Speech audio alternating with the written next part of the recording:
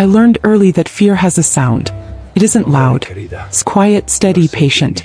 It sounds like your own breathing when you're trying not to be noticed. That night, fear sat with me in the back seat of a borrowed car, listening as my daughter slept, counting every red light like it might be the last moment before everything caught up to us. I didn't have a plan. I had instincts and exhaustion. Being a black single mother teaches you how to disappear in plain sight. You learn which streets to avoid, which smiles to fake, which doors might open if you knock softly enough. I had spent months running from a man who loved control more than he ever loved me. My ex didn't need to shout to be dangerous. He had patience. He had time. And he had promised calmly that I couldn't hide forever. By the time I reached the nightclub, my hands were shaking so badly I had to sit in the car for a full minute before opening the door. The place wasn't on my list of safe locations. It was the opposite. Everyone in the city knew who owned it. Spanish. Powerful. Untouchable.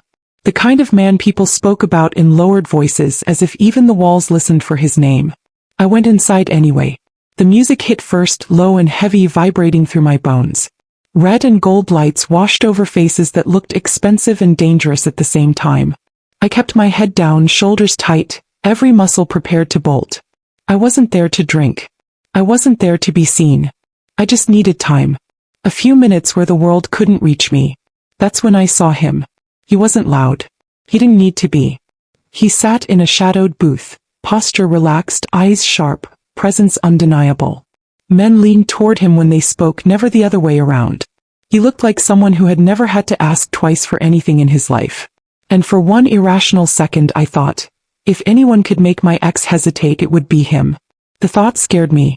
Depending on men like that was how women disappeared. I took a seat at the bar, back to the room, scanning reflections instead of turning around. My phone buzzed. Once. Twice. A number I hadn't saved.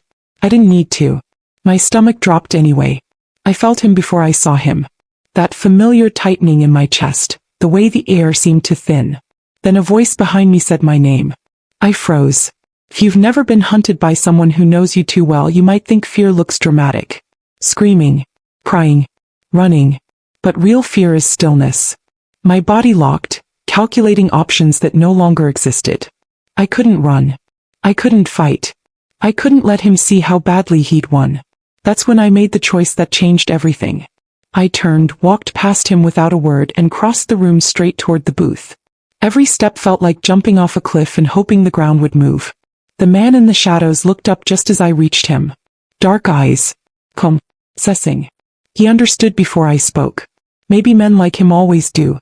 I sat on his lap. The room seemed to inhale. Conversations stuttered. My ex stopped moving.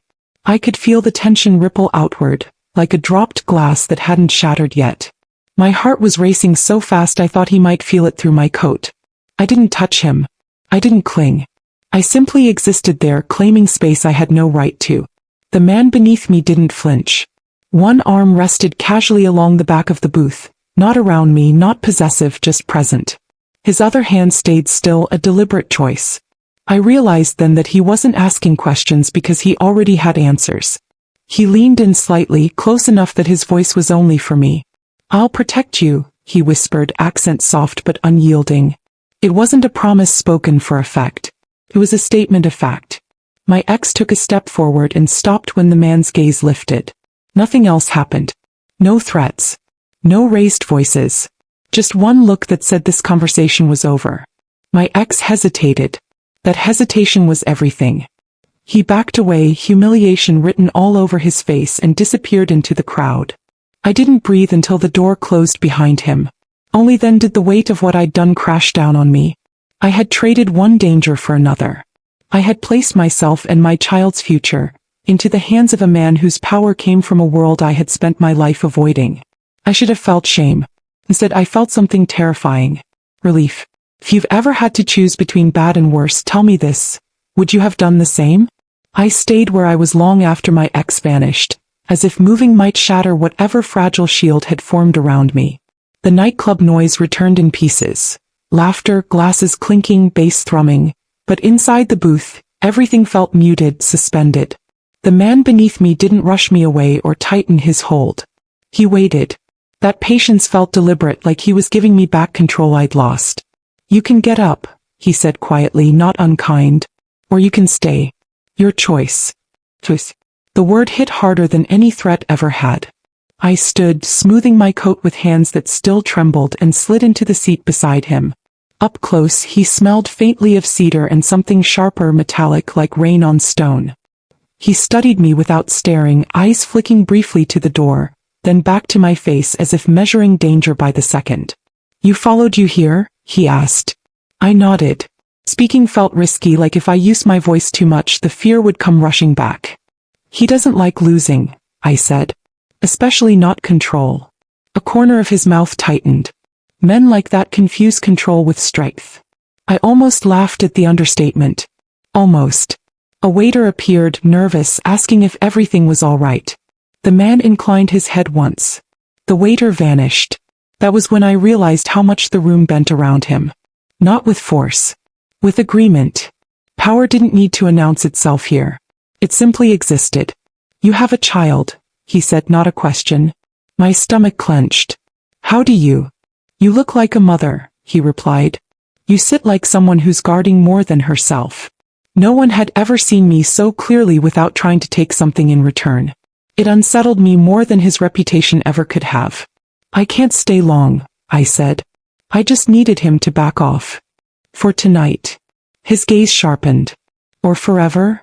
I didn't answer because I couldn't. The truth sat heavy in my chest. My ex didn't retreat. He recalculated. Tonight was a pause, not an ending. The man leaned back, considering. Protection isn't a performance, he said. It's a commitment. If I step in, it doesn't end when the music does. That should have been my cue to run. To thank him, leave, and disappear again. But exhaustion has a way of eroding pride. I thought of my daughter's soft breathing in the car, the way she clutched her stuffed bear when she slept, trusting me to keep the world out. I thought of every door that had closed quietly in my face when I asked for help the proper way. What does it cost? I asked. He met my eyes. Honesty. I waited for more. There was none. No ownership? I pressed. No favors I can't refuse? His voice dropped. I don't protect what I own. I protect what I choose. Something in my chest loosened just enough to let air in. He stood towering without effort and extended a hand, not to pull me closer but to guide me out of the booth. The room parted as we walked.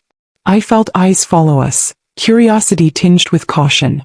He stopped at the entrance, scanning the street before opening the door himself. Outside, the night air was cold and clean. He gestured to a black car idling at the curb. You and your child will stay somewhere safe, he said. No address connected to you. No routine. I'll handle the rest.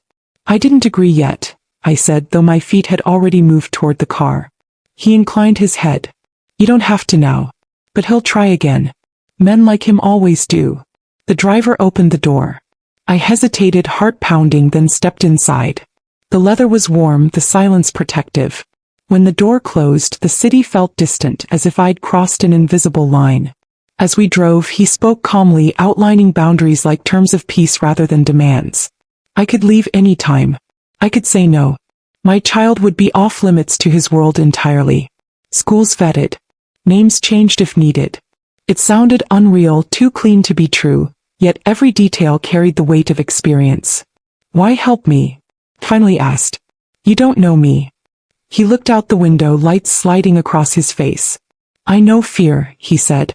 And I know what happens when people look away. The car stopped at a quiet building tucked between older trees. Security was subtle, almost invisible. Inside, the apartment was simple and bright, nothing like the velvet darkness of the club. He paused at the door. I'll have someone bring your daughter, he said. Rest. We'll talk in the morning. I watched him leave, the hallway swallowing his presence, and pressed my back to the door. My legs gave out and I slid to the floor, shaking. I had stepped into a storm wearing hope like armor. Whether it would hold, I didn't know. But for the first time in months, the night didn't feel like it was closing in. Morning arrived quietly, like it didn't want to scare me away. Soft light filtered through unfamiliar curtains, and for a few seconds I forgot where I was. Then reality settled in. The apartment, the silence, the memory of last night pressing against my ribs. I sat up slowly, listening. No shouting. No footsteps outside the door. No buzzing phone filled with threats. The absence felt unreal. My daughter slept beside me on the couch, curled into my side sometime after dawn. Seeing her there loosened something tight inside my chest. She was safe, at least for now. And that safety had come from a man whose world ran on consequences I barely understood. A knock sounded at the door. Not loud. Not demanding. Controlled. I opened it to find a woman standing there, mid-30s, calm eyes, professional posture. "I'm Elena," she said. "I handle logistics. Clothes, food schedules. Whatever you need." No questions. No judgment. Just efficiency. As she spoke, I understood the first cost of protection. Privacy. My life was being reorganized by people I hadn't invited in, even if I desperately needed them. Elena explained that my phone number would change. My social media would go dark. Anyone who contacted me would be screened. It was safety, yes, but it was also erasure. Later he arrived. Not in a rush. Not with drama. He stood in the doorway like he belonged in the quiet, his presence filling the space without overwhelming it. He looked different in daylight, still powerful but less shadowed. More human. "You slept," he observed. "I did," I said. "Thank you." He nodded once as if gratitude were something to be accepted, not collected. We sat across from each other at the small table, steam rising from untouched coffee. The air between us felt careful, like both of us were aware that one wrong move could shift everything. "I spoke to my people," he said. "Your ex is angry. Confused. Embarrassed. That combination makes men reckless." My stomach tightened. "So what happens now?" "Now," he replied, "we set boundaries." He explained them clearly. I would stay protected but not hidden forever. Fear couldn't be the foundation of a life. My ex would be warned. Once. If he crossed the line again, consequences would follow. Legal, social, permanent. He wouldn't disappear. He would be exposed. I searched his face for cruelty and found none. What I saw instead was certainty. That scared me more. "And what do you want from me?" I asked quietly. He met my gaze. Awareness. Honesty. And patience. Patience. Another cost. Protection wasn't instant freedom. It was waiting. Watching. Trusting someone else to move pieces I couldn't see. It meant accepting that safety came with rules, even when they were designed to protect me. That afternoon, Elena took my daughter shopping while I stayed behind. Alone for the first time, I wandered the apartment, touching surfaces, grounding myself. Everything was neutral, chosen not to intimidate or impress. I wondered if that was intentional. When he returned in the evening, he brought news. My ex had tried calling mutual contacts. He was spinning stories. Playing victim. The usual tactics. The difference now was that someone was watching. "You need to understand something," he said. "Protection doesn't remove fear. It changes who fear answers to." I thought of every night I'd slept half awake listening for footsteps. Of every apology I'd accepted just to keep the peace. The weight of it all pressed down, and without warning, tears came. Silent. Uncontrolled. He didn't move closer. He didn't touch me. He waited until I found my breath again. "That," he said gently, "is the price most people don't talk about. When you stop running, everything you carried catches up. If this moment touched you, if you felt that quiet ache of finally being seen, let it show. Sometimes a simple like says more than words." Later, after my daughter was asleep, we stood by the window, city lights blinking below. He told me about his world, not glorified, not softened. Power meant responsibility. Protection meant enemies. Every decision echoed. "I won't cage you," he said. "But I won't pretend this is simple." I believed him. As the night deepened, I realized protection wasn't a shield you hid behind. It was a contract. One that demanded courage from both sides. I had asked for safety. What I hadn't expected was to be asked to stand still long enough to heal. And that might be the hardest price of all. Fear doesn't disappear just because danger steps back. It changes shape. It becomes quieter, sharper, more suspicious. In the days that followed, I learned that lesson the hard way. Protection settled into routine. Too smooth. Too calm. Mornings started with coffee already made. Messages waiting on a new phone I still wasn't used to holding. Elena checked in without hovering. Security stayed invisible but constant. My daughter laughed more, slept deeper. From the outside, it looked like safety had wrapped itself neatly around our lives. Inside me, fear paced. I watched windows longer than necessary. I flinched at unfamiliar footsteps. When the doorbell rang, my heart still leapt into my throat. Trauma doesn't care how strong your walls are. It remembers the cracks. He noticed. Not because I told him. Because he paid attention. "You're pulling away," he said one evening as we sat across from each other in the quiet apartment. "That usually means someone is preparing to run." "I don't run anymore," I replied quickly. Too quickly. His gaze didn't soften. It sharpened. "You don't trust calm," he said. "You trust chaos because it's familiar." The words stung because they were true. That night, fear tested loyalty for the first time. It started with a message. An unknown number. A single sentence. "I know where you are." My hands went cold. I read it again and again, my mind racing through worst-case scenarios. He had found us. Somehow. The protection had failed. Or maybe it had never been enough. I didn't tell him right away. That was my mistake. I told myself I was protecting my daughter from panic, protecting him from unnecessary escalation, protecting myself from looking ungrateful or weak. In reality, I was protecting my fear, letting it decide for me. I spent the night wide awake, listening, imagining shadows that weren't there. By morning, exhaustion had turned my thoughts brittle. When Elena arrived, I smiled and said nothing.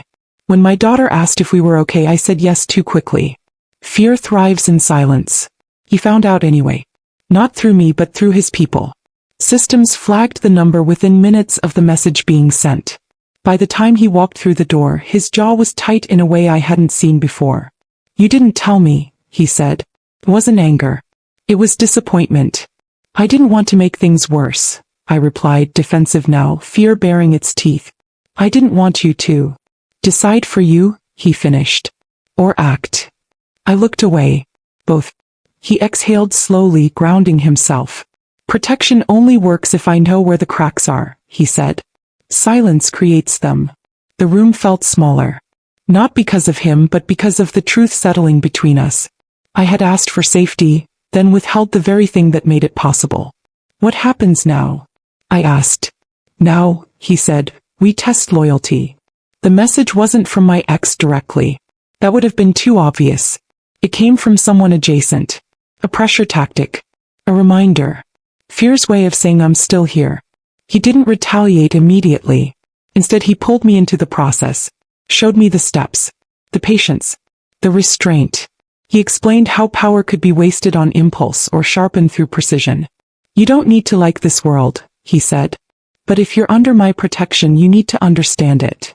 Understanding was another cost. Over the next 48 hours, tension built quietly.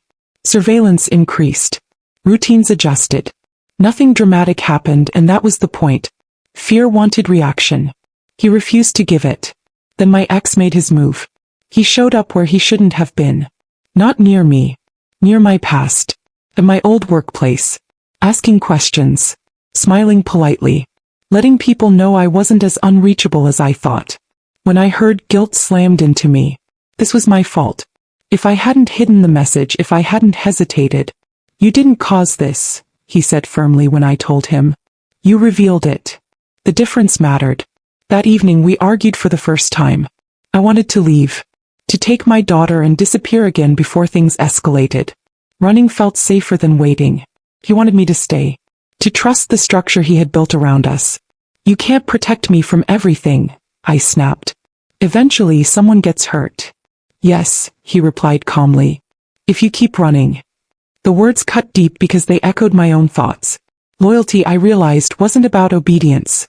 It was about staying when fear offered escape. I stayed. The confrontation, when it came, was quiet and final. My ex was confronted with evidence, witnesses, and consequences he hadn't anticipated. No violence. No spectacle.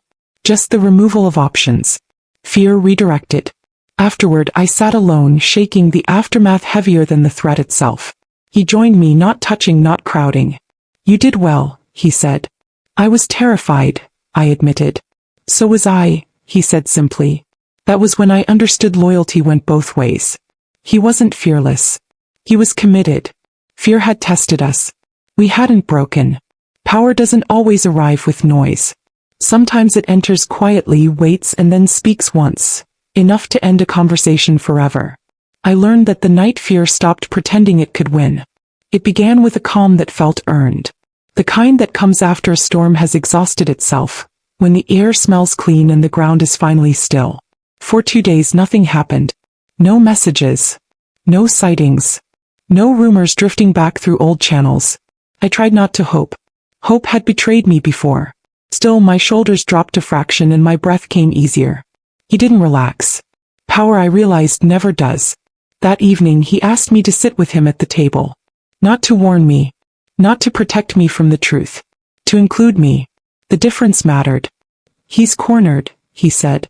Men like him panic when options disappear. What does that mean for us? I asked. For you, nothing, he replied. For him, consequences. I thought of the word and felt a tremor of guilt. Consequences sounded heavy, final. Part of me still wanted mercy to soften the edges of justice. He watched the conflict cross my face and waited until I spoke. I don't want him hurt, I said. He nodded. I know. That was it. No argument. No lecture. He understood the difference between wanting safety and craving revenge. That, more than anything, told me who he was. The call came after sunset. Not to me. To him. He listened without interrupting, eyes steady, expression unreadable. When he ended the call, he looked at me as if measuring how much truth I could hold without breaking. He wants to meet, he said. To negotiate. My stomach tightened.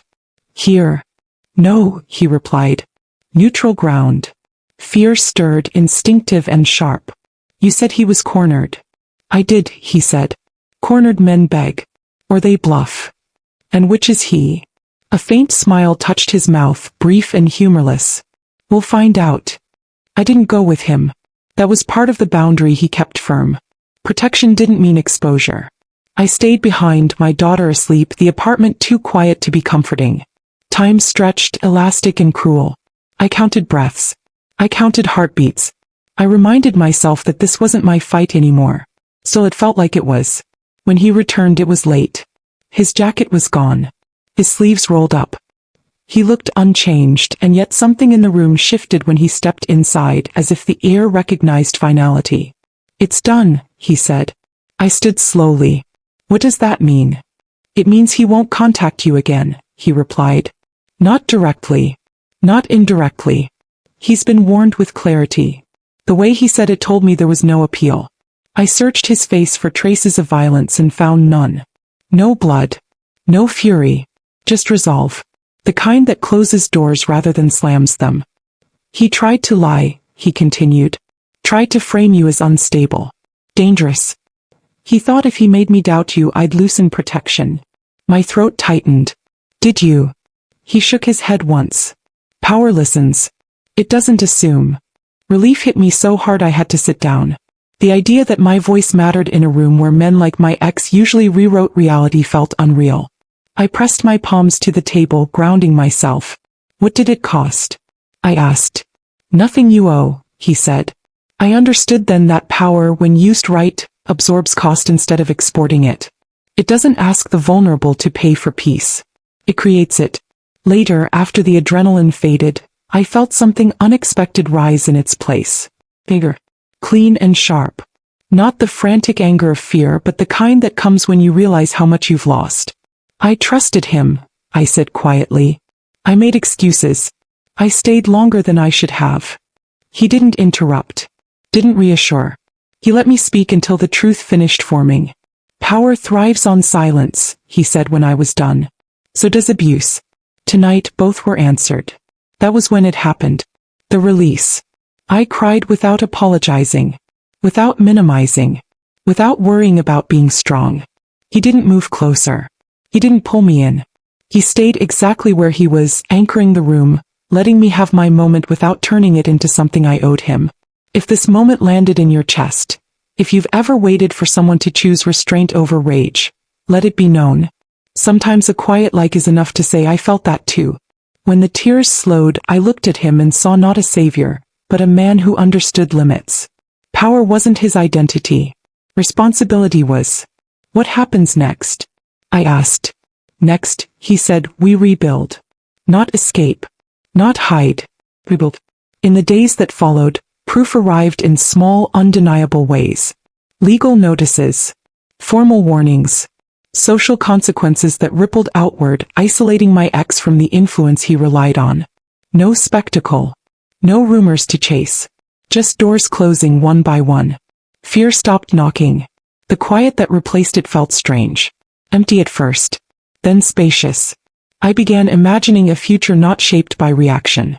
My daughter laughed freely. I slept through the night. The world felt larger than survival again. One evening as we watched the city lights, I realized power had spoken, and then stepped back. It hadn't demanded loyalty or gratitude. It had simply done its job. I turned to him. Thank you, I said. He met my gaze. For trusting me, he replied. Trust. Earned. You. That night I understood something fundamental. Power doesn't prove itself by how loudly it can destroy.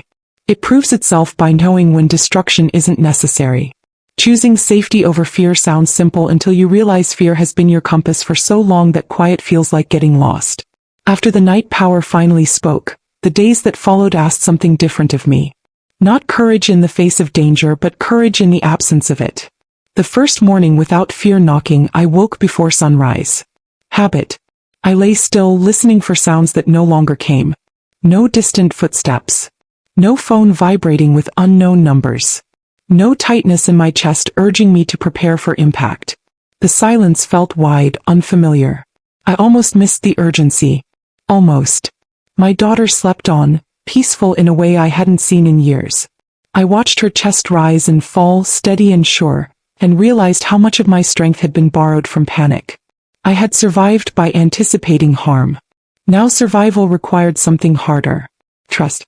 He didn't push. That was the first sign I noticed. No schedules imposed. No instructions beyond the essentials. Protection remained, but it loosened its grip, inviting me to step forward instead of hiding behind it. Power used well knows when to step back. We talked more. Not about the past but about the present. Small things. Books. Music.